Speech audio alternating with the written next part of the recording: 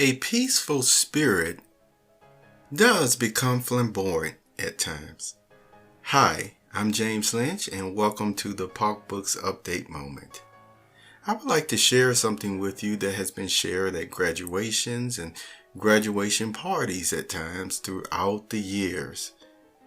It is just a few statements made by someone, but they have a lot of meaning to them. So may I share them with you and then just make one little comment after that. Notice I quote,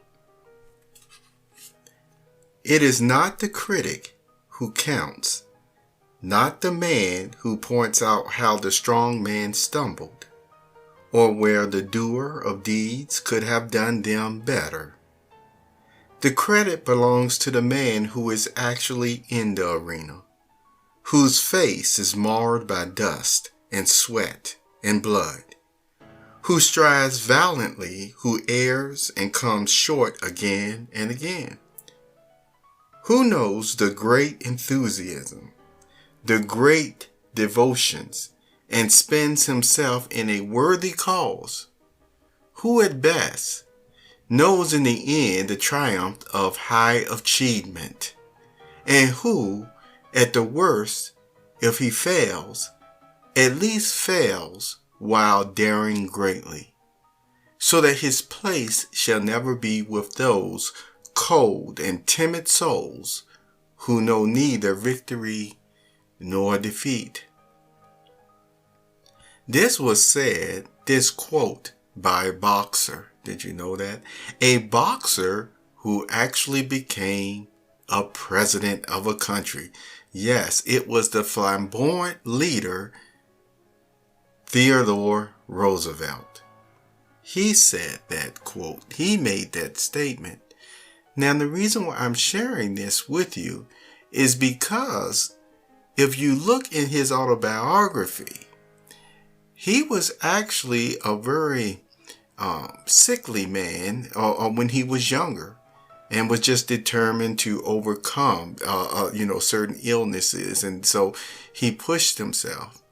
This is not to tell you that if you have physical illnesses or restraints upon yourself, that you have to push yourself. No, this is just to let you know that with determination, at times, you will have to speak up for a variety of subjects.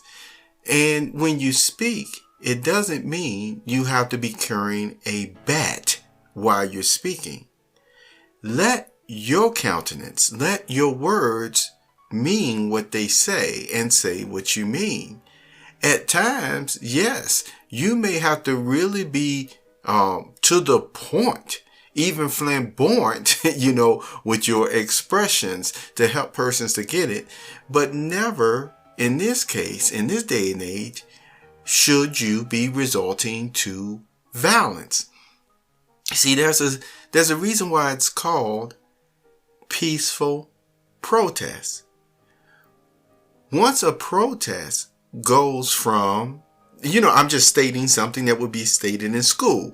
Once a protest goes from a person being attacked, to property being damaged, looting, stealing of that nature, that is no longer in the same category, principle, law-abiding, or any otherwise of reasoning is considered peaceful protest. It has now crossed over, morphed into what? A riot. Okay? A riot is different from a peaceful protest. It is important to know this terminology because, as you've heard me state from time to time, some persons are trying to turn vocabulary upside down to not mean what it actually means. So when a person's saying good, then they're actually meaning bad. And then when they're saying bad, they're actually meaning good.